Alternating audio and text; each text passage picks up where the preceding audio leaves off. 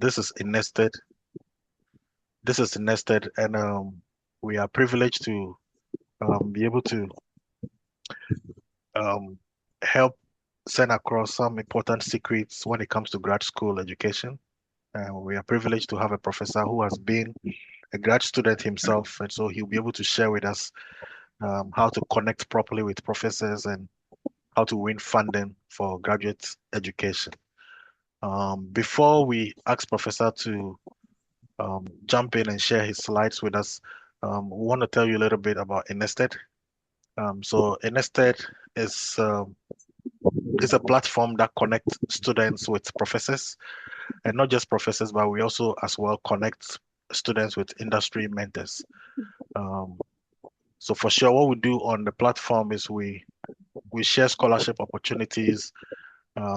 People who want to have their LinkedIn optimized, we're able to help with that.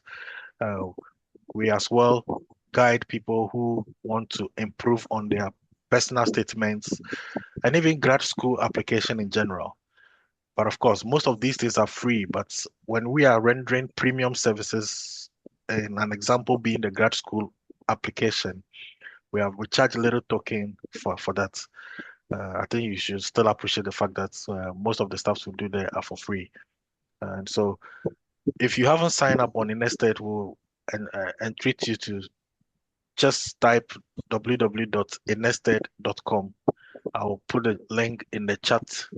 You can sign up um, on Invested and enjoy all the features that we have on there. You can afford to just let others enjoy whilst you are missing out on what we have there for you. So this is Invested. So we do this every week or every 2 weeks. We share what we know with the general populace. So those who are interested, we always entreat to join to come learn something. All of us join every time because regardless that we've been in the situation before, we are still learning a lot for our generation. So, so today we, like I mentioned before, we specifically talking on graduate school secrets, and it's going to uh, be done by Dr. CK, as Enoch called him. So I'll ask Enoch himself to introduce the speaker for today.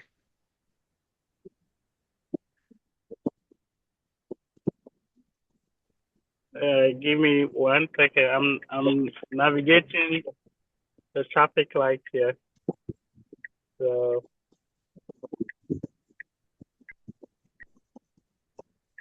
yes, my name is Enoch. I'm a member of Nested.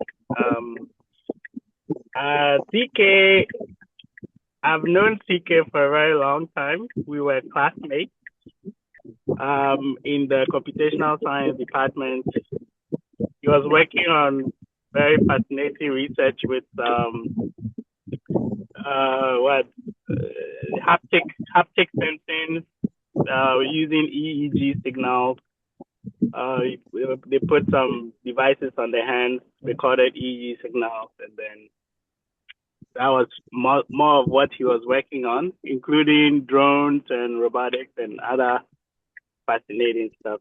So I'm honored to introduce everyone to CK. I'll let him mention his own Indian name properly. I don't want to butcher it. It's Koundinya Challa, and he's a professor currently at University of Minnesota State University in Mankato in the Computer Information Science Department. So, TK, if you want to tell everyone a little bit about yourself. Yes, sir. Thank you. Hey, thank you, Enoch, for the introduction. So I'm Koundinya Challa. I graduated from A&T. So a little bit about my research background or what I did was when I first joined A&T, I was working on autonomous vehicles. Then I switched to EMG sensors, then drone technologies, specifically identifying heat envelopes on buildings. That was my PhD thesis on. And then I did also work on energy efficiency. And then at the end, my final years, I worked on virtual reality. So that's my research background. And then I came to US as an international student to to pursue my master's. I did my master's in computer science and my PhD in computational data science and engineering. And after my PhD, I worked with A&T for a year and a half as a program manager for the same department. And then now I am a professor in computer information science department in Minnesota State University, Mankato. And then I mainly teach in Upper Division CS. It's a project-based computer science program, mainly deals with undergrad, the last 2 years of undergrad. So we have industry partners who offer their industry projects to us, and then our students get to work on these projects for 4 semesters. It's basically doing 4 internships while you're getting your degree. It's different from your traditional undergraduate degree where you take a bunch of courses and graduate. You get to do 4 projects with actual industry partners. Yeah, that's a little bit introduction about myself. And uh, so, am I good to start with my slides? Or Yes. Daniel, does he have the privilege to share the slide? Yeah, he has the privilege. He's a Okay. co-host. okay, Okay. give me 1 second.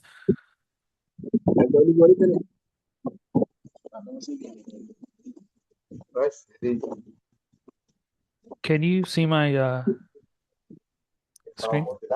Yeah, we can see your screen. Yes, we can. Okay, so everybody good with the presentation? Yeah. They can see the present. Okay, good.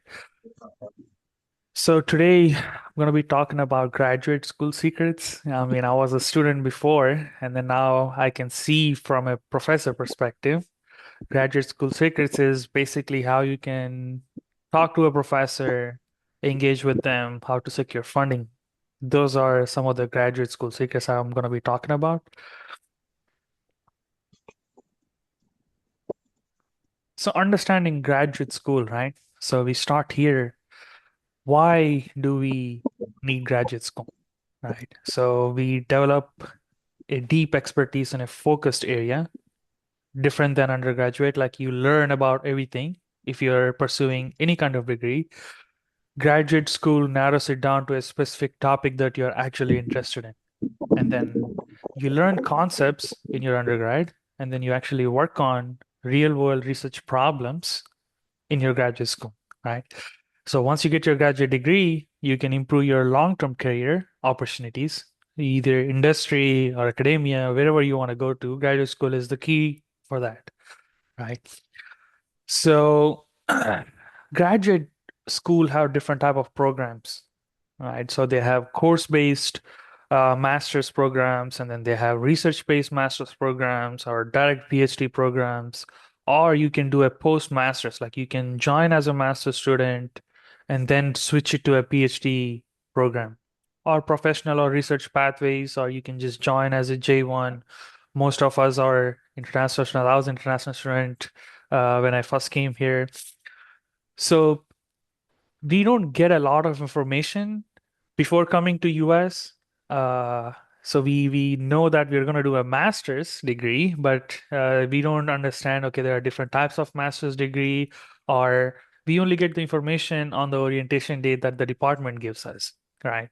So these are some of the graduate programs that any college can offer. Most of the colleges offer these, right? So, how to connect with professors, right? So so there are like 4 or 5 steps before you do this. So once you decide on what masters you want to do in, it doesn't matter which area you're from. You can be from different backgrounds. You can be from agriculture. You can be from electrical, computer science, whatever it is. So these are the 4 steps, right? So whenever you decide your college, you should always look for the faculty page in that college. That's the first thing you should do. So anytime you apply for a graduate program, before even applying for the graduate program, you should always look for the faculty page. So once you look at the faculty page, you'll get an idea of what each professor is doing. So each professor has a description written in that college website, or you can, once you know the names of all the professors working in that specific department, you can actually go and do your own research before even applying for graduate school, right? So you should read their publications, check for their lab website. Most of the professors who have funding have their own lab websites. You should always focus on those websites and their current projects, what they're doing. Identify alignment with your research interest, correct? So the ultimate goal when you apply for a master's degree is funding. Everybody needs funding. But imagine if you're working with a professor and then your research goals or your interest doesn't match with his research interest. That would be a pain for 2 years working with a professor where you're not interested, his research interest, right? So this is how you find the right professor. So before you decide you wanted to apply for this department, you should go for the faculty page, look for all the professors, do a little bit of research on, okay, what this professor is doing or what all these professors are doing, see if they match your research interest, then see if the professor actually have funding, right? How you can do that is by writing a strong email. If you're not currently present in the US, this is how you can write a strong email, right? So you should always introduce yourself briefly, mention about a specific research interest. So if the professor is working on, let's say, energy efficiency, right? And then you knew that by reading his recent publication, you can always ask him a question. So any question from his recent publication, right? Highly relevant skills or projects. So when I say this, not only you mention this in your email, always document it, either a PowerPoint presentation or a small video of your recent project progress or whatever you have. Like if you have some interesting, cool results, you should always like take a video of it, have a PowerPoint about it, and then attach it into the email. So that's you're highlighting your skills, and then you're showcasing your results. And always attach a resume to it, and then ask about open positions or if the professor actually have funding. Like if you have funding, so most of the professors will be honest about it. You can just ask them, do you have funding? And then they might say that, hey, I have funding, but I'm completely booked for this semester or next semester. Maybe apply for a different semester and then you will be funded, right? So these are some of the points that you can use to write a strong email, right? So types of funding. So the common types of funding are teaching assistantships, research assistantships, graduate fellowships, external scholarships, and partial or full tuition waivers, right? So I want to spend a little bit of time on this slide because everybody that apply for masters think that all of these are same. All of these are provided by the professor itself.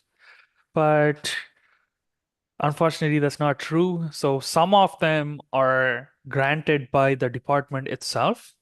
So how this works is every year, uh, if it's a public university, the the university receives funding from the state, right? At the end of the day, university is also a business. So they get money from the student admissions and they get money from the state itself. So it all depends on how good the state is doing. So there are some good states with good budgets, and there are some bad states with bad budgets, correct? And also it depends on how many universities are in that specific area. For example, North Carolina have too much competition. So North Carolina have NC State, UNC, so the NC State system, and then UNC system, and then we have A&T system, correct? So now when the state allocates budget for North Carolina, A&T might receive a little bit of funding that directly dictates how many assistantship programs that every department have, right? So once the state gives funding to the college itself, then the college diversifies all the funding to different departments. So usually how the college gives funding to each department is how well your department is doing. So we don't know, like if you're interested in a program and then you apply, and then if it doesn't fall in the top 10 programs of the university, your department might not get the funding that you're expecting. So there won't be any TAs or GAs, right? So teaching assistantships and research assistantships and tuition waivers are all directly dependent on the department funding itself, right? So the external scholarships or graduate fellowships might come from the college itself, or you can apply for external scholarships while you are applying for master's or once you're enrolled as a master's student. So the research assistantships, that specific part can be done either way, either from the department's research assistantship, or if the professor have external funding, he can fund you as a research assistant, right? So when you apply for a university, you should also look for, does the university have a lot of competition in that specific state? So not only what you're interested in, where the university is located, does the university have competition, and is the university actually funded by the state well, or how the state is usually doing for the last 5 years or something. So these are some of the things you can look for when you apply for a graduate program if you're actually focused on getting complete funding, correct? So we can talk about the research funding a little bit more. So usually, uh, when you look for the professors, most of the professors do have a little bit of research funding, some type of a, it's either a faculty research grant, which is the university provides funding for the professor, or the professor actually secures an external funding like NSF, ACM, whatever funding that they can get, correct? So the previous slide, we talked about how to send a strong email. In that email, you can actually inquire about all the positions that he might have. So the teaching assistants are whatever the department has to offer.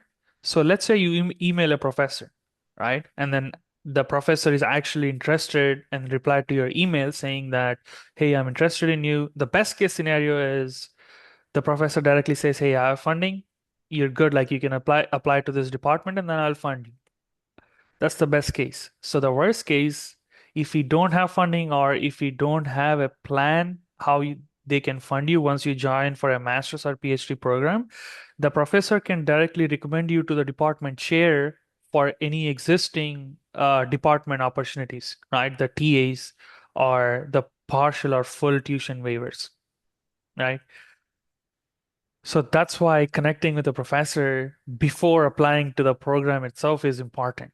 So always that's a good practice to do. You should always email the professor or always email the department before you apply for masters.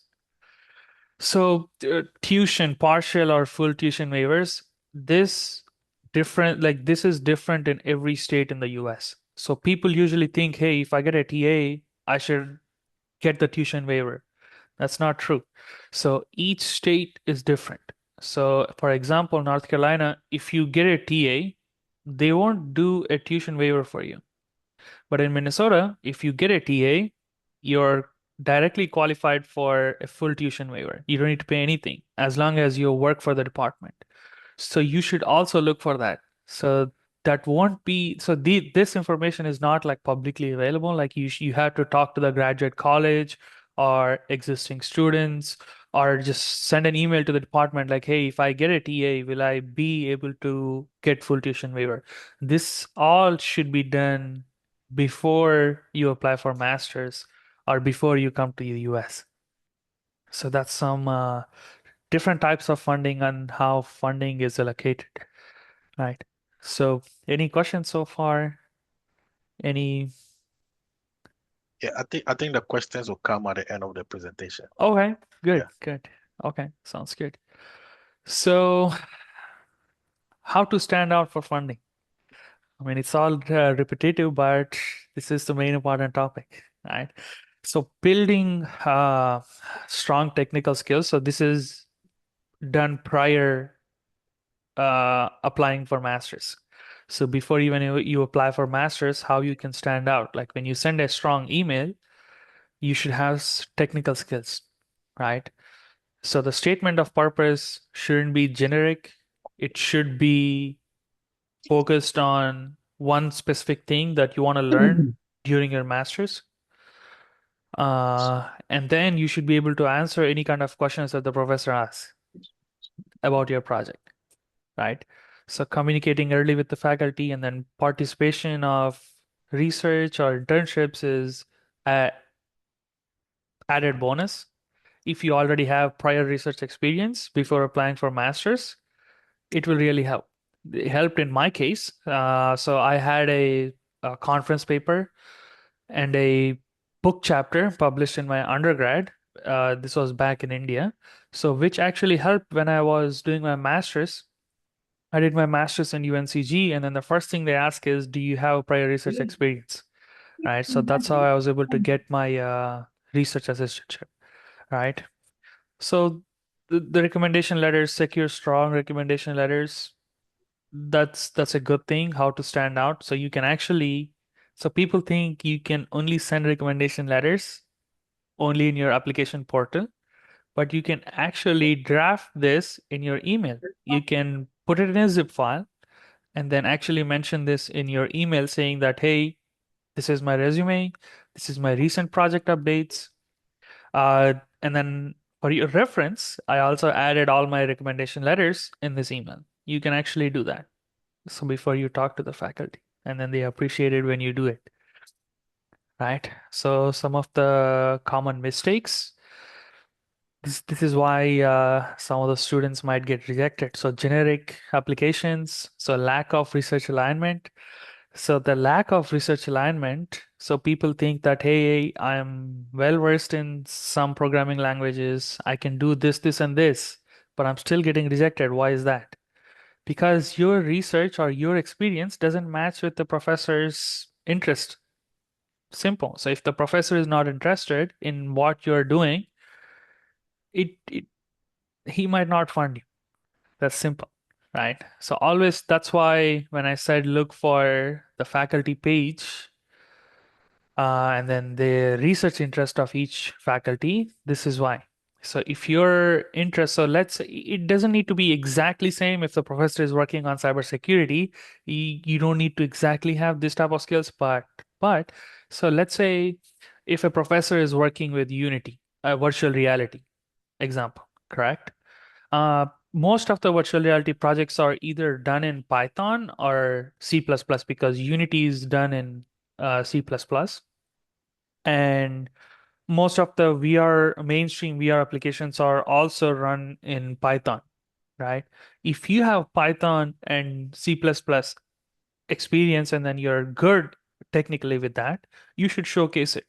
And then you should tell him that this is how you'll be useful in his research lab. So, which gives confidence to the professor, and then he would be able to, find a way to fund you, keep you around for a long time, right? So, communication, uh, I can't stress this point enough. I always tell like I currently work with a couple of students in A&T, and then I have some research students in here in Minnesota State as well. I always tell them it doesn't matter how much technical skills you have. If you can't express it or deliver the technical content, it's a waste. So always work on soft skills, always work on good communication. Whatever you do, it doesn't matter if it's only 2 points that you want to convey. If you can't convey it good enough, it's a waste, right? So poor communication is why some of the students get rejected, and late preparation. So always start early if you want to if you want to apply for a master's degree, you should always start 12 months early. I have it in one of my next slides, how you should start early. and unrealistic university choices. It also falls under lack of research alignment. That's why students get rejected, right? So the success strategy, step-by-step strategy. So you can start 12 months early, work on meaningful projects, build a professional academic profile. That's very important. When professors also do their research when they get a lot of applications. They also look for the student's profile, and then when they can't find, when you say that, hey, I do all these, and then I'm expert in this so and so technology, and then when they look up your name and then nothing pops up, that's a red flag, right? So let's say work on meaningful projects. When I say meaningful projects, not only just code. I mean, I'm just giving all computer science examples because that's where I work. So I usually get applications with, hey, saying that, hey, I did this project. Okay, so it's just a generic name that you have for your project. So what I look for is any links that they provide. So usually some of my students have their GitHub set up or some kind of LinkedIn profile set up, academic profile, right? So a quick snapshot of what they did, a good project report would would be really nice, you know? So when you work on a meaningful project, when I say meaningful, a report for that project should be there, right? And then that should reflect in your GitHub profile or LinkedIn profile, wherever. You can create your own website, be creative with it, doesn't matter. GitHub is free. That's why I recommend GitHub, having your profile set up, have the code, have the videos, oh, and then apply strategically to multiple programs. When I say strategically, so you should look for all the things that I mentioned in previous slides as well, correct? So uh, strategic means you should look for a specific department that you're actually interested in. It doesn't matter which department you come from. Do you see yourself working on this specific project for 2 years or not? That's the main thing you should look for. And then look for the professor, look for the state. If the state is doing good, if the state is doing bad, and is there too much competition? That's the plan you should do 12 months before, right? So some of my friends, I get calls all the time saying that, hey, they already apply for masters. They get like 5 universities already accept, like they get admission from 5 universities. Then they decide, hey, like which university should I go to? That's not how it works. You should you should only apply to universities where you see yourself going for, right? And stay consistent and patient. It takes time. It doesn't happen overnight. Just because you send an email doesn't mean you get funding. That's the that's the first thing you should know.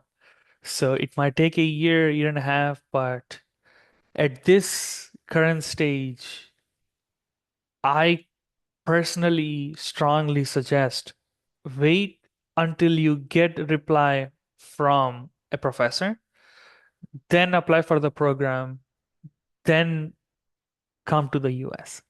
So before moving to US, you should talk to the professor, secure funding, and then apply for the program. So that's some of the before like 5 years ago, I would say that hey, you can just move to US and then find funding. But now it's too competitive right now where if you don't have funding, it's going to be hard, right? So some final advice, graduate school is a long-term journey, right? So focus on learning, not just admission. Admission, it's easy. Every university in the US right now are looking for international students. There is a huge decline in international students in every university. You will get the admission. That's for sure. If you have decent scores, decent GPA, you will get the admission, that's for sure. But the funding is the main part. You will not get funding because most of the professors are struggling to get funding right now. That is the reason most of the students get rejected for or A&TA positions, right? So they want the international students' money, but the research funding is not there, right? So building relationships and keep improving. That's what it is. So you keep improving, you do projects, you do more meaningful projects, and then probably an internship that will actually help get the professor's, attention, right? Rejections are part of the process. You get rejected so many times. I got rejected so many times when I applied for my PhD application, but it's part of the process. You move on from them, right? Yeah, thank you for attending, and then I can take any questions. Wow. Wow. Wow. Thank you. Thank you. Thank you. Yes, Thank you. sir. Thank you. Thank you. I wish I wish people who claim they know would join to know that they don't just know everything yet. You know, Absolutely. yeah, Absolutely. I've learned a lot today. Let me just recap some of the things you said, especially Yes, when sir. you mentioned why students get rejected. One of the reasons is they put in generic applications. The there is lack of research alignment. There's poor communication, um, late preparations, and unrealistic university choices. Again, one of the step-by-step strategies you did mention that they can start preparation 12 months early. Yes, sir. They can work on meaningful projects, build a professional academic profile, apply strategically to multiple programs, stay consistent, and they should be patient. Oh my Yeah. God. Yes, sir. Thank you. Thank you for sharing this with us. Yeah. Um, it's now time for questions. Whilst we wait for those online to ask their question, I have one question for you. So, Yes, sir.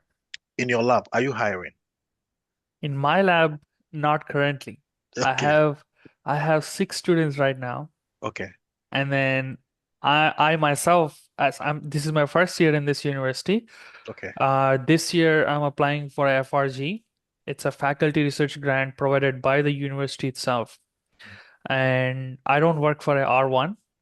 I work for a regional university. So Minnesota Okay. State is a regional university, which there is Okay. no high research traffic, right? Okay. So I still work with students in North Carolina A&T.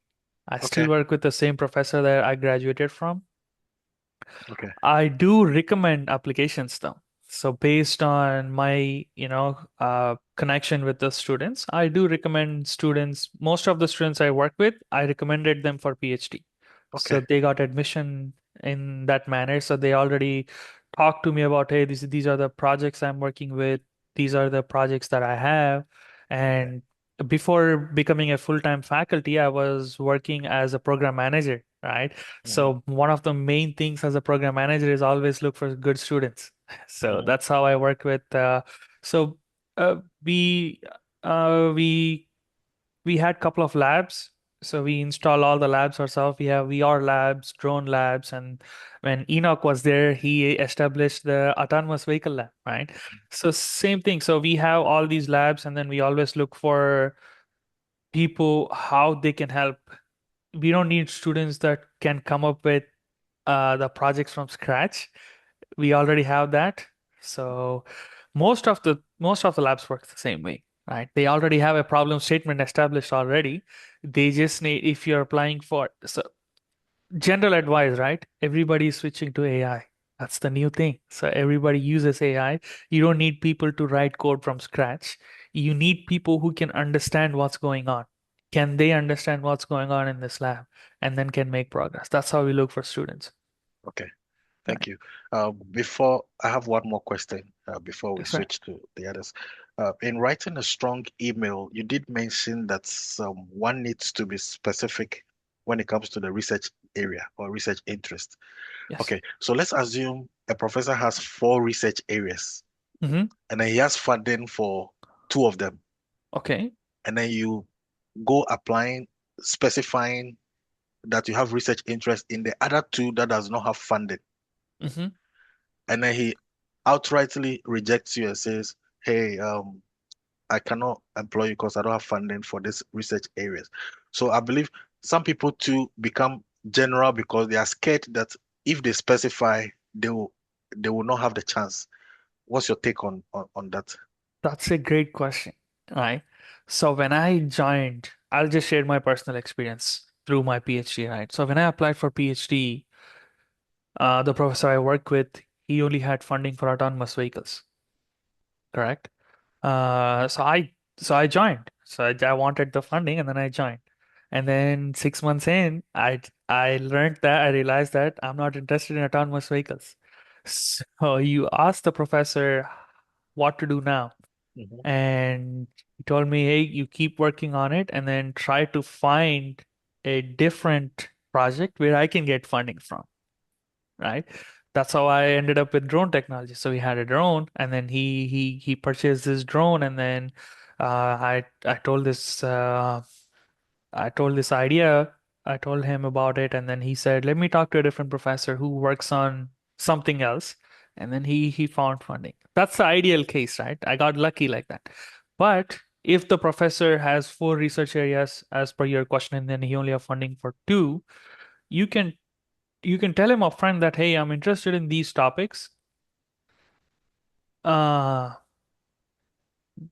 if the professor only wants students in that specific two topics which he have funding, you can join it and then pursue your interest on your own time. Does it make sense? It I does. don't It does. it. Yeah. So if your main goal is funding, you join in and then you can talk to the professor. Most of the professors are not going to be very harsh on that. If they're actually interested and then you're actually interested in their research interest, they will find a way. Okay. So Got it. right now, so my when I joined Minnesota State, right? So my research interest was energy efficiency and collaborative VR. Those are the two research interests. But guess what? My first paper I published from Minnesota State is in cybersecurity, because the student was interested in cybersecurity. So this, when I first joined, this was in my first 6 months.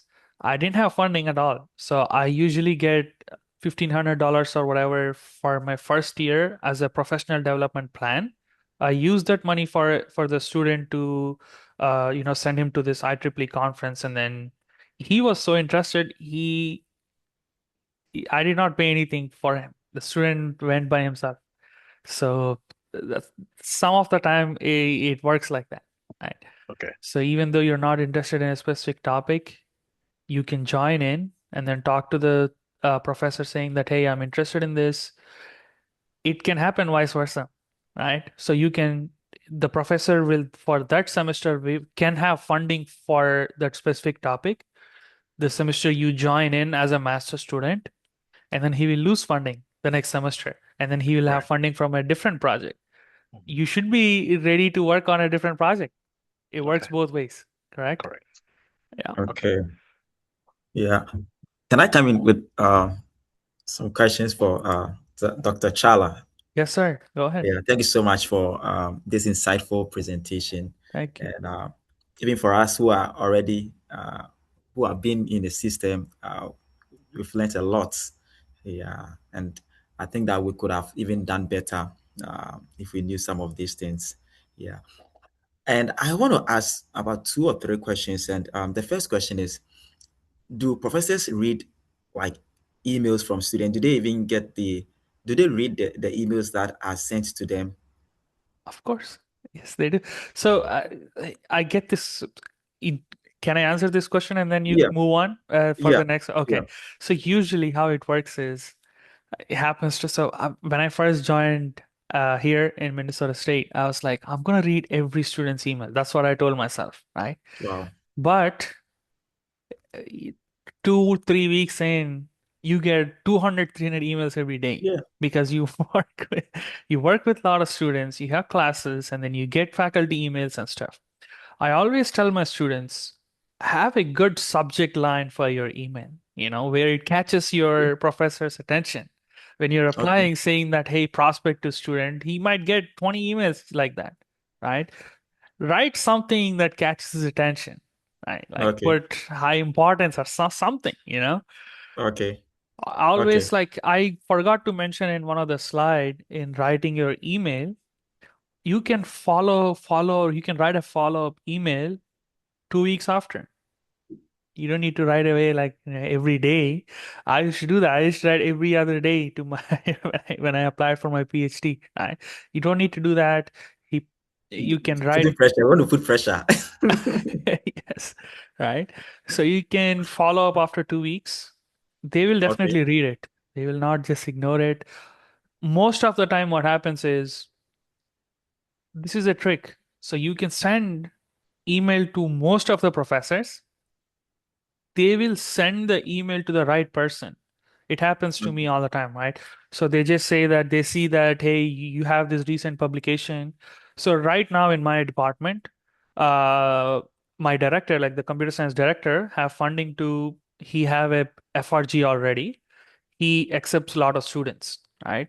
And then he have his set of conferences that he sends to, right? If I see a good student, a good email, if I can fund him, I direct that email to the professor who already have funding, which helps the student. So that's what I do. Most of the professors does that. I mean, there are some professors you will not get email for a month and a half. It happens. They just want to teach and then they just want to go on by their day. But that's why I said be patient. So you might get Okay. email from them. Most of the professors who are active on research, they always look for students because it helps them, right? Okay. Right now, some of the professors, the old school professors, they write the research paper by themselves. Till today, I work with a couple of them. They say that I don't want students to write my research. I just want students to work on a specific topic, and then I do my research based off of that, right? I don't work that way. I make the students write the entire paper and then publish it. I don't have time to sit and write the entire research paper now, right? So, Wow. so you need to Wow. find professors who are interested. So send bunch of emails and then hope for the best, Okay. Yeah. Thank you so much. And so you were talking about um, s- don't have a very catchy Subject line. title. Yes, titles. So I just want to ask, can you give us? I believe that they are students here, and we want to pick uh, from a professor something that can be so wow, something that can attract him. Okay, so maybe just one or two uh, Okay, sure. titles, or so that we can use it at least. So for me, when I did apply for my PhD application, right? So my master's thesis was I did not get funding for my master's. That's why I'm not sharing that experience. So Mhm. I had no experience. I just applied for my master's, came here, looked for funding after a semester. Right. For Wow. PhD, I did the same thing. So for in the email, my master's thesis was with deep learning. It's a face mask recognition in 2019 with the peak of pandemic, right? So in Mm. my email, I write that PhD prospective student, and then I put a hyphen, and then I put deep learning concentration or Wow. whatever. Wow. So how it caught the professor's attention is at that time when Enoch was a student, the department was called computational science, right? So the year I joined, they were renaming it to computational data science and engineering, and they specifically wanted people with expertise in computer science. I just got lucky. So Mm. in the Wow. I attached a video of what I did in my Okay. master's in my Okay. email, and then he was like, "Okay, I see this is a deep learning thing," and he started asking questions. So that's how Mm. you build Wow. that connection. Yeah. Wow, wow, wow. I like it. I like it. I like it so, so much. Yeah. So it's not just okay, prospective students, but even just Yeah, the main topic, the what main the topic, research. your Yeah. projects. Okay, okay, okay. That is really, really insightful. Okay. My follow-up question is okay, I don't have a good GPA, and also maybe I may not even have like um alignment to what you do, to what the professor does. Okay, how can I, as a student, show like my potential that, hey, I can be a very good candidate in your lab. I don't have a good GPA, and Yeah. sometimes it feels so bad, like, hey, this guy is not a good person. How can Yeah. I put myself out there to the professor or even to the funding committee that this guy can be a very good has good potentials ahead of him? So GPA is just a filter to filter Okay. applications, correct?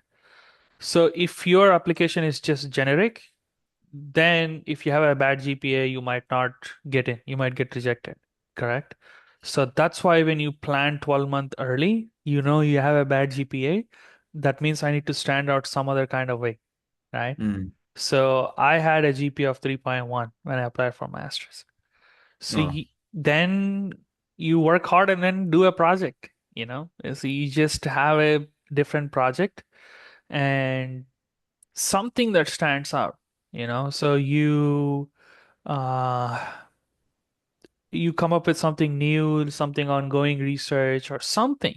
It's something that stands out saying that, hey, I have a bad GPA, but I have research experience. I Okay. can draft a paper, I can do this, I'm good in technical writing, I'm good in communication, but I have bad GPA. It doesn't matter. So GPA is just a filter.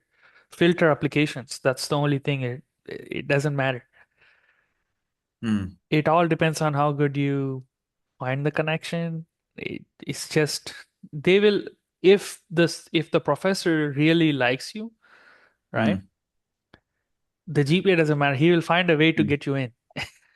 Mm. I Wow. know some students personally, same like Enoch. So when I first joined, I have some PhD students, friends.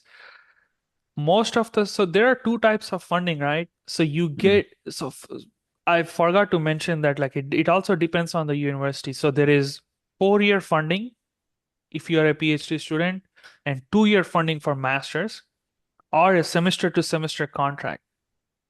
It all depends on the department.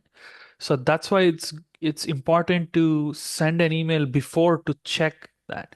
So some professors say that, hey, I have funding for the next 2 years, but you need to work on this specific project. Most of the students that are stable and they got funded properly are the students that got funding for the 4 years. So if you're in a semester to semester contract, then it's based off of performance. Mm. So you should Okay. also look for that. So to answer that specific question, uh, you need to the GPA doesn't actually matter. It's just a filter to filter the applications, Okay. initial application. But if you talk to the professor early and the professor know that you have a bad GPA, but you have good technical skills or like something that the professor interested in, the GPA doesn't matter. Would I have crossed through the graduate schools filter?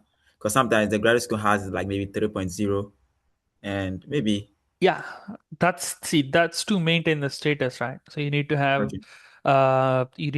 about 3.0. 3.0 is pretty basic in my opinion. So if you are coming as an international student, getting a 3.0 should be super easy. That's my personal opinion, right?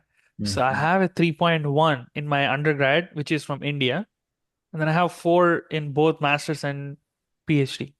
In No. so in my opinion, keeping that three baseline should be easy once you get in masters, Okay. right? Wow.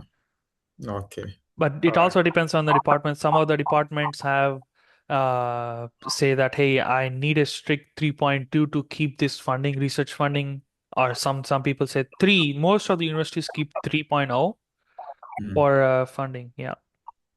Okay. Okay. All right. Thank you so much, Dr. Chala. Yes, sir. We'll now get a floor if they have any question. We have Yeah, yeah. few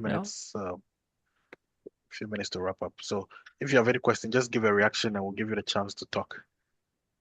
So we have also Samuel, Peter, um, Priscilla, Felix also answer, Frederick, all of you are online. If you have any question, just give a reaction and we'll give you the chance to ask a question. Okay, so I have one quick question for him. Yes. It's Emmanuel. Yeah.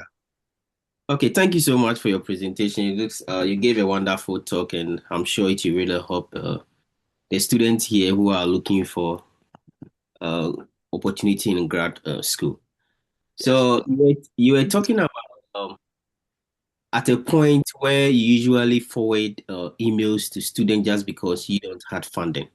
Mm-hmm. So the student emails a professor, the professor says, "Hey, I don't have funding, my lab is full, or I'm not taking students for the semester that you want to apply for." Can you ask the professor to recommend another professor in a department who has funding or whose research interest may align with what he is doing or with what you want to do? Can you do that? So your question is, can a student ask the professor or? Yes, if he knows of any other professor in the lab, uh, in a department who is looking for students. Yeah, sure, absolutely. So you don't send it in the initial email.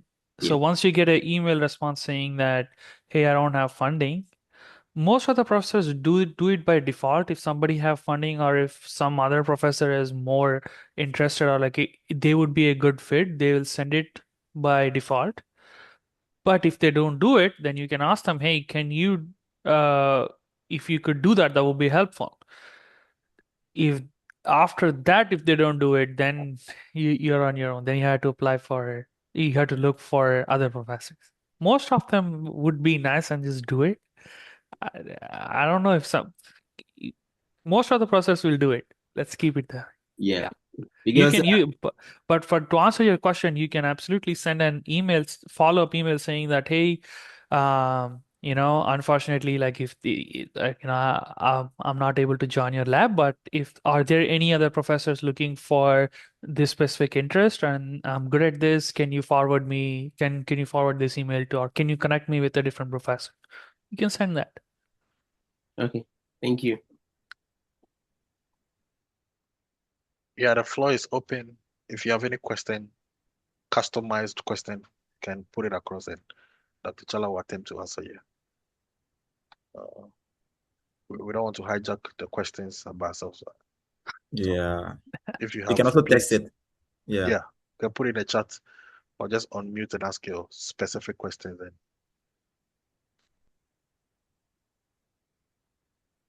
Priscilla, do you have any question?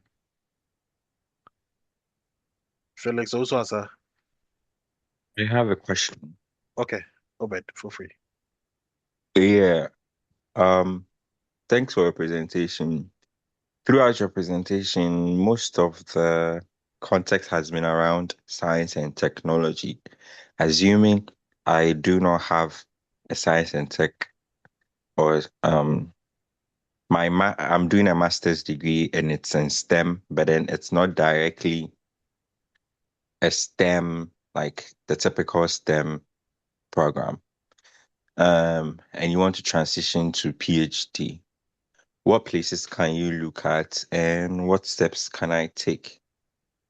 So you're not from computer science background, but you want to do a PhD in computer science related program? That's what your question is? Um, is that possible? Yeah, of But my course. Of course, question it's fun. actually, that's a good answer I would love to hear. But then my question is, if I want to do a PhD in some other field, in terms of funding and in terms of like reaching out to Oh, so now schools, I what should I understand the do? question. So if Yeah. it's, I mean, I gave examples in computer science, computational data science, but every department works the same exact way. Every department works the same way. So even if you are from a math or chemistry, it doesn't matter. Any department, you do the same steps. It works the same way. All the professors work the same way. And the one good thing with other departments is there will be less competition. Now, like the mainstream, like electrical, computer science, or data science, you have too much competition. Like too many students are applying for that, right? But if you applying for a chemistry, most of those PhD streams, they have 4-year funding. Only these computer science, data science, they have semester to semester contracts, right? So you're actually lucky if you're applying for different departments. Does it answer your question? It's the same steps, different department. That's it. Oh, okay. Yeah, thank you so much. Okay. But my other question was, like, what places can I look at? What kind of like schools?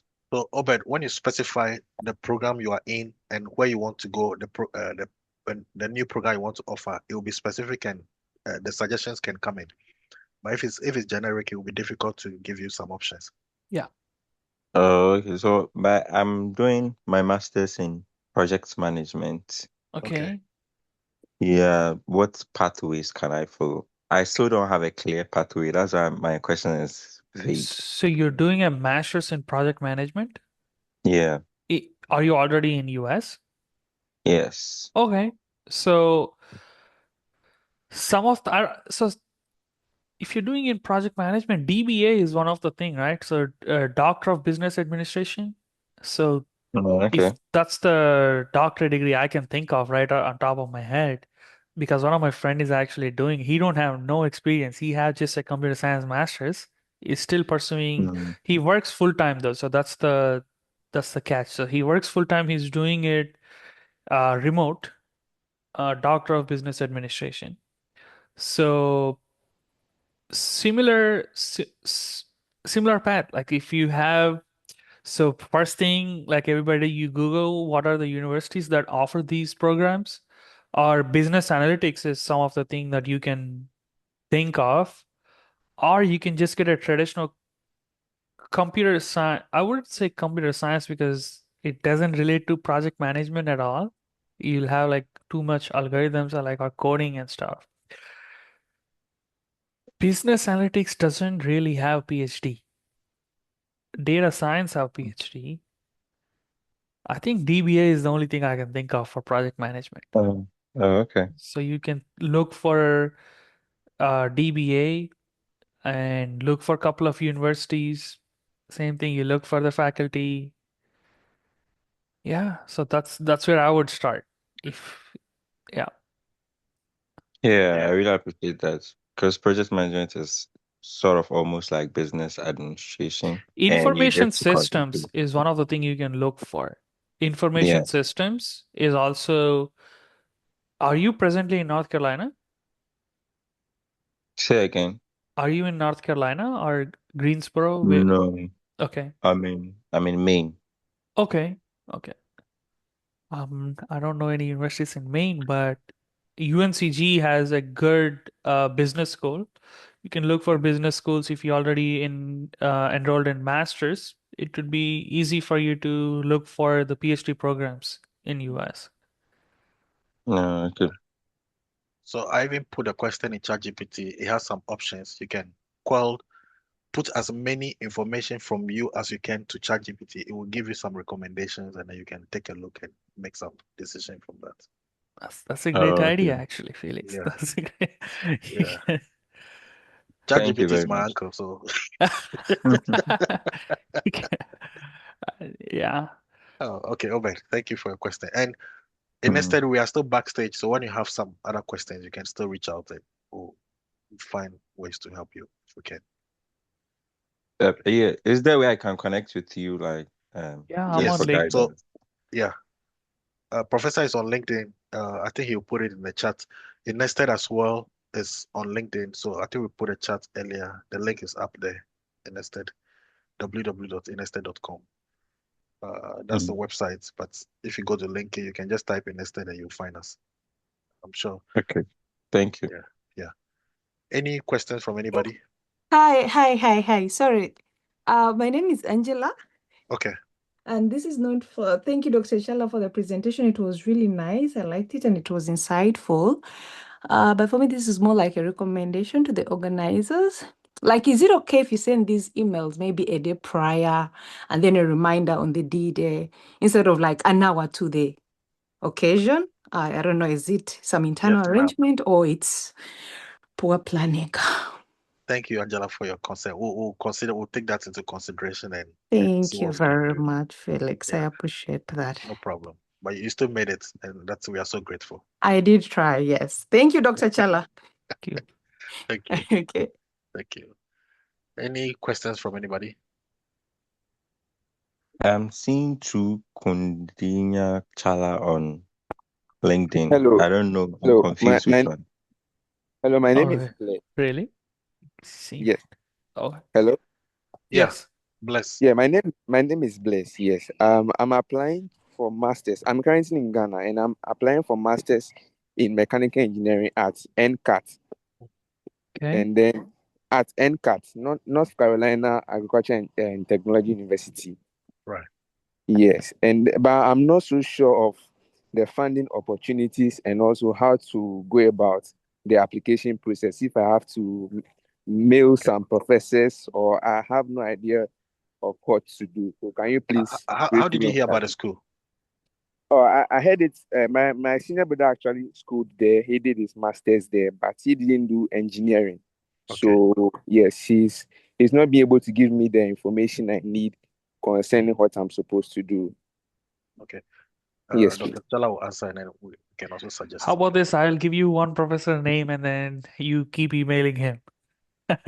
If it's A&T, I think it's Dr. Sun Yi. He's in Okay. mechanical engineering. I Yeah. don't know if you already know him, Felix. Yeah. You heard about him. Yeah. Yeah. So when I was there, he was the only professor from mechanical engineering everybody wants to work for. Yeah. So S- another thing is bless. Yes, sir. There's a Ghanaian community for NCAT, and we have numerous people in the mechanical engineering who are even Ghanaians. We even have a Ghanaian professor also on the page. So just email any of us or send a message to any of us, and then let's add you to the page, and then you can connect with any of the mechanical engineering students, and then take it Uh, from uh, there. uh, okay, please. I'm already in one group. The Greensboro group. I don't know if that's the one Yes, you are talking yes, about. yes, that one. Yeah, the Yes, I'm in Ghanaians. the group, but I don't know anyone in there, so I don't actually Okay, know. I'll connect you to. I know about 4 people there who are still more than four who are there. So even the coordinator of the page right now is from mechanical engineering. He's called AB. So AB. yeah, Abraham. Um, Okay. Please, are you the one that shared the nested flyer in the group? correct. Yeah, so you can send me a message. I shared a nested. So you can send me a WhatsApp message, and then I'll get in touch with you. Okay, please. Thank you very much. I Yeah, appreciate it. no problem. No problem. Hello. Oh, Hello. Bernard, Yes, before you come please. in, I think Ijoma has had a hand up for a while. So let's Sure, get sure, Ijoma sure. to, yes, Thank you. Ijoma, the floor is yours. Okay, hello. Yeah, Good evening. good evening. Hi, Dr. Chada. Hi, hey. thank you so much for this platform. Okay, so I wanted to ask a question on how you can get an offer for. I don't know. I didn't join on time, but then from the discussion so far, how so far I've been on the call, I found out that basically most of the students in the engineering or in the sciences have more opportunities. So as somebody that is in the arts, basically looking out for an MSc in public policy, how do one get such opportunity? And also, Dr. Chela, what advice would you give somebody that got a merit award of half tuition basically. That's half tuition. The full tuition is supposed to be it's something $1,000, but got a merit award of 40 something thousand, and then you still have an opportunity to get a GA, but then the GA is limited kind of because of the per unit credits are, but then there is still opportunity for you to get another scholarship, but it's not really certain. So I don't know. What do you think about this? So, Would the person accept the scholarship or the award, or I don't know? so yeah, I understood the question. So for the first part of the question, even like how do you do it if you're from arts and science? That was the question, right? How do you secure or how do you find funding? So even if it's arts and science, narrow it down to what specific thing you want to do in arts and science, and then try to find universities, same steps, works the same way, correct? And the second part of the question, let's say you already have a scholarship, you don't specifically need to mention it to your department that you're actually getting this a partial scholarship from somewhere else. But if you're actually getting a full tuition waiver from your graduate school or your department, you should mention it to them that, hey, I'm getting this part from somebody else. So then they will adjust it as a full tuition waiver. Does it make sense? So let's say your tuition is $10,000 and you're getting 2,000 from somebody else, and you already got full tuition waiver from your college. You have to notify the graduate school saying that, hey, I have 2,000 from somewhere else. So they can adjust that 8,000 and allocate that 2,000 for somebody else. You know, does it make sense? Did it answer the question?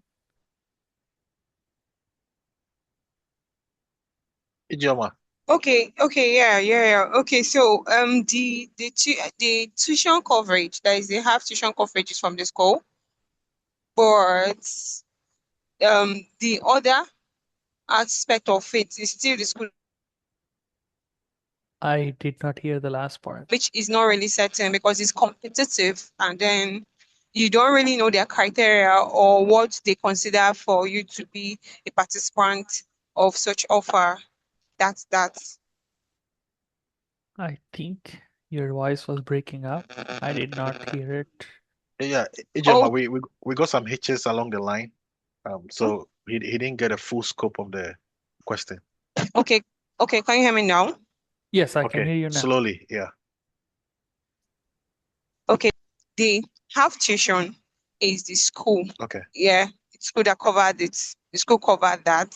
Yes. Then the other aspect of it is still the school that will determine that. It's still the faculty that will determine that.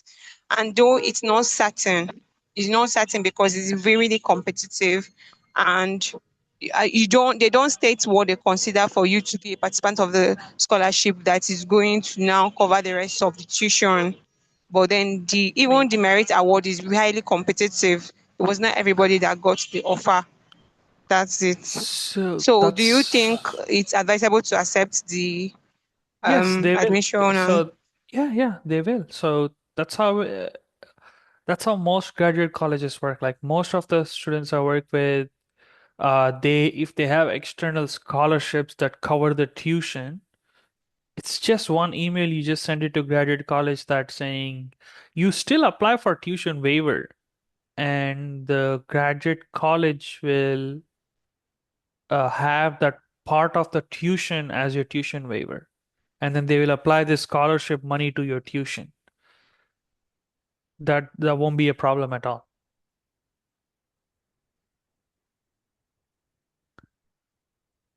I hope I answered the question. But Ijoma, do you feel fulfilled? okay. You're okay, right? It's really. Okay, so wait, if I get you, Dr. Chella, are you saying that I can play a role, or are you saying that I can influence the decision? Is it really advisable to send an email to request or something? so you can stay enrolled.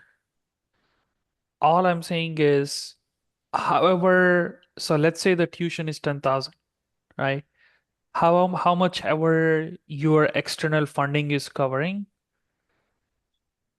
what Okay, that you the need to tuition is mention. 80 something thousand.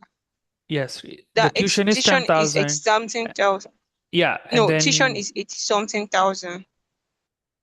The full tuition is 80 something thousand for the whole credit unit, for every, like the total everything for the number of duration of time. It's 80 something thousand. Then the half tuition was covered. That's it. So the half tuition, which is like 40,000, has been covered. But yeah, 40 something thousand, yeah, oh, Okay. so the that's it. And initial part when you'll you be apply considered for for a the GA position. yeah, of course you will be considered for the GA position. It doesn't matter. So when you so the funding that you're showing is okay, I can fund myself for the entire thing. That's just for the visa. that is coming from your international office from the university. You don't need to showcase anything. You can still apply for a graduate assistantship. You can still enroll. It doesn't matter. That whatever funding, the Okay. external funding that you're showing is only for the port of entry to get your I-20. Okay. So that I Okay. think that's the recent change that every All right. university is Thank you. making.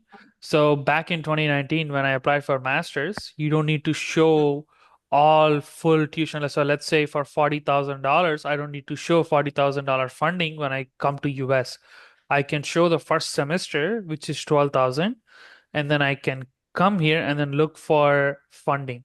But now they made a change that since the economy is so bad, the university wants to see that you can pay for your entire 4 semesters beforehand. That's the change. If you Okay. can't do that, they won't issue the I-20. Okay. A&T is one of the university that Okay. brought this too. So my professor, when I was uh, working as a program manager, I recommended a couple of students from India, and they did not get admission because they only so the if you talk to the professor first, before a couple of years, there was an option where the professor can show that funding proof. It's called proof of funding for you. You can just apply and then get your I-20. But now it doesn't work. The professor can show 40,000, but you have to show 40,000 external funding before coming to US. That's an entire different concept. That's US visa and admissions. Okay. Yeah. Okay. Joma, thank you. We'll have also Samuel ask his question. Yeah. Okay, thank you, sir, and good evening. Good evening. I joined late, Okay. but all the same, I have a question to ask. Okay. Actually, my question is not. I mean, it's not. I mean, it's not regarding to graduate school. I did diploma in Ghana, but I want to pursue environmental science. That's undergraduate. So please, I mean, I just wanted to, if you can recommend some schools that, I mean, I can get some scholarship. Thank you very much. So let me ask you, so diploma is a 2-year degree? Is it like 2 or 3 years? No, this one, it was a sandwich, so they're like 3 semesters. That's a 2-year, basically 1.5 semester, 1.5 year. Yes, please. So it would be a little bit hard to secure funding because that won't be equivalent to an undergrad. It would be equivalent to an associate's degree, and you have to join in as an undergrad. You need to get your 4-year degree first before going to your master's. You can I don't know if you can directly get your master's through a diploma. I am not sure, but Felix, you want to jump in? And I never, Yeah. yeah. Right. So, first thing is, with undergraduates here in the US, it's very competitive. That's why most students go with a student loan stuff. That's number one. So that's why a lot of people, especially international students, they would love to go undergrad outside America and come back for grad school because there's more funding in grad school than undergraduates. Okay. And the area of study, what did you say was the area for the diploma? Environmental science. Environmental science. No, the diploma was general agriculture. General agriculture. Yes, Okay. please.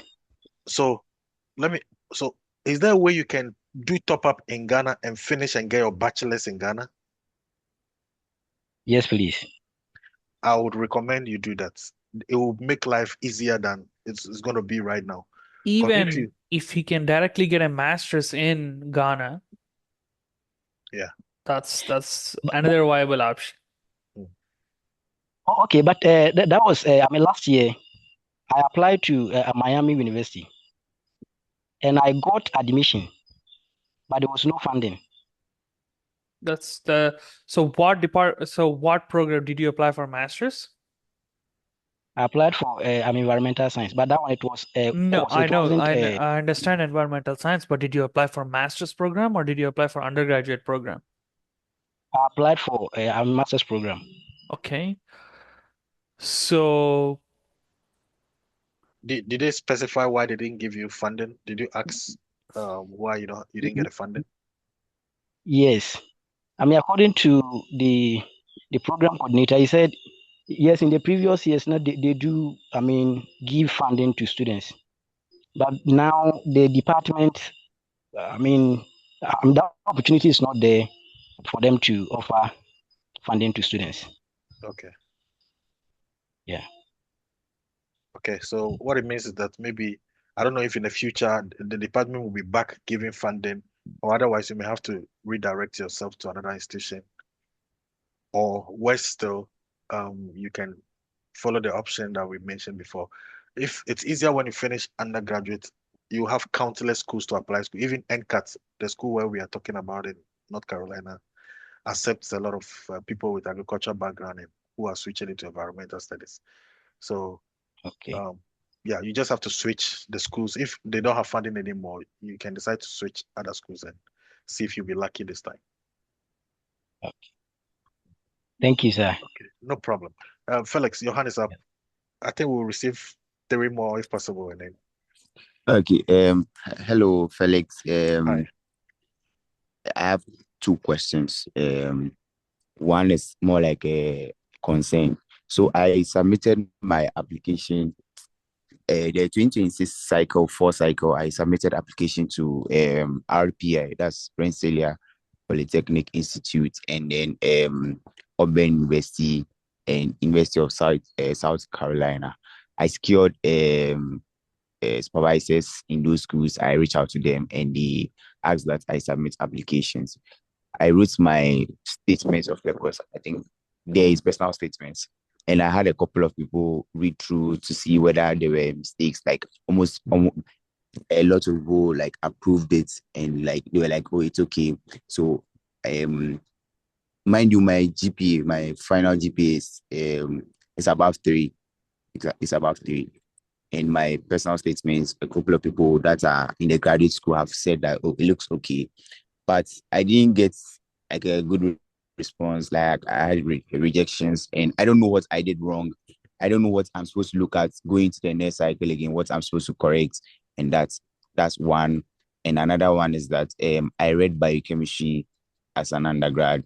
And after doing my national service and then a little work experience, I transitioned to an industrial world, which was a lot of like engineering, a little of biochemistry. So, and I'm now leaning more towards engineering. So I want to transition to maybe industrial engineering in as masters. I don't know if that's possible. So those are the two. Like that's the concern and then the question I have. Okay. I'll attempt the second one for you. Dr. Challa can take the first one. If you remember the first question.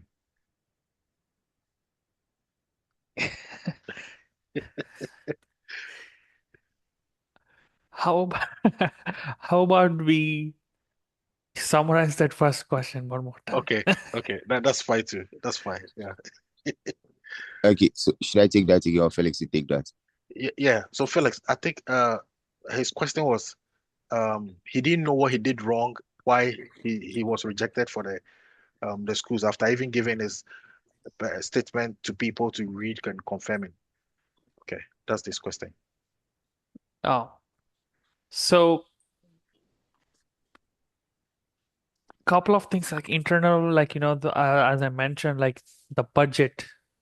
The most of the departments are going through budget cuts right now. One of probably I can think of, even if your application stands out completely. Or the second one is like you can just send an email asking that, hey, I'm actively pursuing this admission or I'm actively, seeking this funding. I got rejected. It's part of the process, but can I know what is the reason for this rejection? So you can you can mention it that, hey, can I know the reason for the rejection so I can improve for the next application? Yeah. Did you try that? Yeah, I did that for I did that for RPI and South Carolina. I didn't get any good response. They just said I didn't get like a response. I didn't get what I wanted, like what I should work on next. I didn't get anything like that. So I'm actually like in a lost loop now. So I'm just trying to ask around what's possible question. Maybe others have pointed out it could be maybe my recommendation letter, of which some I drafted most on my own before I give to the supervisors to like polish it. But I don't know. At the end of the day, it didn't yield what I want. So, but so far, as it stands now, what I've been asked to work on is a recommendation So letter. you did That's not where get it is now. admission into the department itself. That's what you're saying. Like, Yes, yes, yes. I didn't get admission. It's okay, not like I got admission and I didn't get funding. I didn't get admission at all. okay.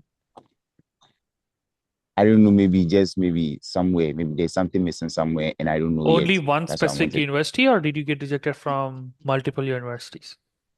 Yeah, I got rejected from Auburn and then RPI. The South Carolina, the response hasn't come yet, but it's been long and I've not heard anything. So I'm thinking like I don't think I'll hear anything good from them. So I now want to focus on the next cycle. Okay. So one of the things I think it's good to get feedback from these two schools why you didn't get admission. You can get that information through the graduate college, or you can get that through the department or the program coordinator. Just email them and get responses why you didn't get admission. And then I think based on the information you get, you can strategize and see if Every department should have a graduate coordinator mentioned in the faculty page, so you should email them specifically. Or my general advice is I say the university's lost that they didn't accept you, and then just apply for different universities where you get admission. So you keep 2 or 3 universities extra. I mean, I know like every university has this application fees and stuff, but if you're actually interested in getting an admission, look for different universities. If you think that you did everything right and then they just did not accept it, you should look for different universities as well. All right. And then the second one. Yeah, the second part, I think you said you had a biochemistry background and you're asking, due to your industrial experience, you are asking if you can switch to industrial engineering kind of, right? Yes, yes. Everything is possible in America. I am a typical example. I also did sciences, but my master's was in engineering, which was biomedical engineering, and then my PhD was in industrial and systems engineering. So with a biochemistry background, Good. Very good. I think that's the same thing I wanted to do. The second one, yeah, industrial and systems, information systems engineering. correct. So you Yes. get in touch with me on LinkedIn with my name, I and then just sent you friend a request. connection like some minutes Okay, ago. okay. Yeah, I You also sent. Felix, right? Yeah, Felix Avenue. Avenue. Okay, okay. All right, we'll take it from there. So, Right. Thank you very much. yeah, no problem. Bernard, I think we'll have the last two questions. Dr. Chala might be tired. I have a Okay. question, but I can't find Okay. my. Hello, Hello. Yeah, who is speaking now?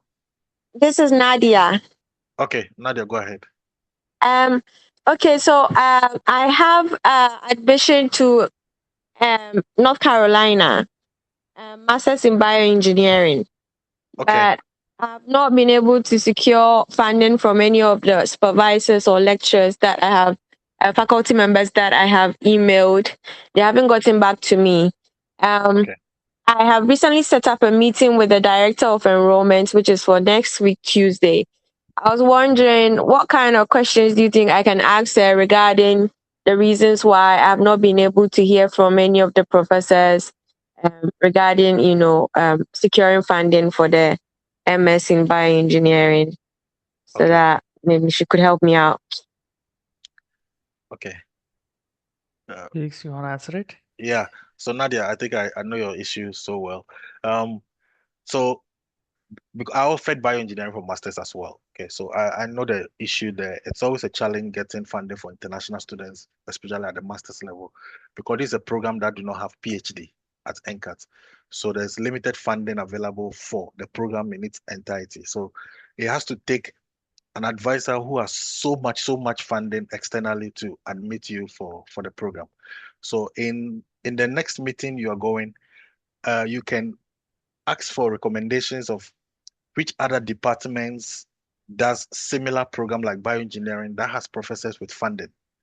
Okay, for instance, when you go to biosciences, they have professors there who have funding, and biosciences and biomedical engineering, they do a lot of things in common. So you might be able to reach Okay. out to some of the professors in the biosciences to see if they have openings for their lab for research. Sometimes there's collaboration. You have your main advisor from maybe bioengineering and have a co-advisor from biosciences. It still works like that. Okay. Okay. So you can ask them to if there's any recommendation to other departments for funding if there is no funding available in the bioengineering program, and then see what they say. Okay. All right. Thank you very much. Yeah, no problem. Thank you. Hello. So please, can I go ahead? Yes, Bernard, you can go ahead now. Okay. So thank you very much for the opportunity. I'm Bernard. So please, I also had a few admissions to schools studying the US to do my master's in sports science. So I have a background in physiotherapy with about 4 years practice experience. So I first gained admission to Wayne State with a scholarship of about 65%. But Okay. last year, I couldn't book for an interview date because of the pause on Right. the visa. So this year, I realized that I have about 4 or 5 admissions without funding. Okay. And one of them, I had tuition waiver of just 50%. That is Baylor University. I have admission from Georgia State, from Baylor, and I'm also waiting for other admissions as well. So I'm thinking of what exactly to do to get the funding now. And so the other side is that I can also do exercise physiology. I mean, apply for exercise physiology and get like a funding, but I wouldn't want to just rush into a PhD without doing a master's. I don't know if you get me. So I'm thinking of what to do differently now to get the scholarship for this time round, because the So, universities, sorry, yeah, go ahead. yeah, so the universities give the admissions and they are eager to receive me, but I realize the thing with the funding of the masters has been like a challenge for a while now. Yeah. Thank you. So for skipping masters and directly going for PhD is possible. Only certain universities do that, and then it's very competitive. So if you're saying if you want to skip masters and go for PhD, you need to basically tell that you're better than every master students that graduated from your university. So it's very hard for you, but it's possible. It's possible. Wow. You need to stand out, saying that, hey, I have this experience. I am better than these master students, so give me an admission. So that is also possible. I only know one student that did so far, just direct masters. But the thing is, he was already working with our lab as an intern. So we do hire like, high school or like associate's degree intern, like who do 2 year degree. And then he was working with us for 2 years already. And then he was working with all the projects. So he skipped masters and joined PhD right away. So that is possible, but the professor need to know you're actually competent to do that. Does it make sense? Your GPA should Yes. be super high. The application need to stand out for both graduate college and the professor itself. Felix, you want to add anything to it? I have quite a number of people who did physiotherapy and moved to the US with that. The best I can do is to connect you with them. They might be able to guide you, because I know Okay. some came to UNCG, which is close to the school I attended, and did kinesiology, and then from there they went to do the 1 year doctor of something, and now they are practicing or something. So I can connect you with those people, and then you take it from there if that works for you. Thank you very much, sir. Yeah. Very grateful. Okay. There's a question from Charlotte. She said she would like to know. This goes to you, Dr. Challa. She'd like to know if it's advisable to send emails to multiple professors for GRA positions. Of course, yeah. So the graduate research assistant positions, you can send it to multiple professors. The TA positions, the teaching assistant positions, can directly go to the department chair, because the department chair is the person that knows how much funding is available for specific department, and the department chair itself uh, gives the TA positions to each professor. So they're based on the professor's requirement, and they're based on how many students are in each class, the TA positions are there. So for RA positions, you email the professor itself, but for TA positions, you email the department chair. And GA positions, graduate assistantship and graduate teaching assistantship, both goes to department chair, and GRA, the graduate research assistantship positions, goes to professor itself. Does that answer your question, Charlotte? Sure. Okay, she said yes. Yeah. So we'll take the last question from Prince. Prince, your hand is up. Okay. My name is Prince, but I joined it very lately. So, but what I want to ask is, I'm doing my PhD in Canada, University of Concordia.